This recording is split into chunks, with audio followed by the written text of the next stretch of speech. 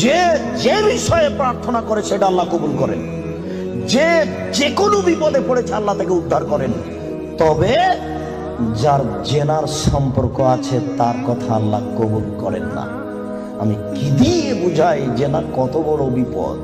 আমি কি দিয়ে বুঝাই আপনাকে জেনা কত বড় বিপদ?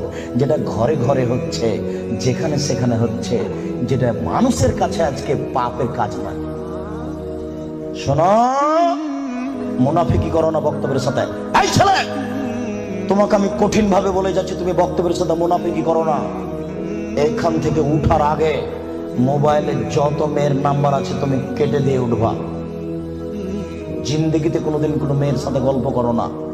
তোমার সাথে এ অংশে আমার জরুরি কথা আছে, তুমি একটু ধৈর্য ধারণ করো, একটু সামান্য একটু থামো। তোমার সাথে আমার আরো জরুরি কয়েকটি কথা আছে। মুহাম্মদ সাল্লাল্লাহু আলাইহি সাল্লাম বলেন, আমি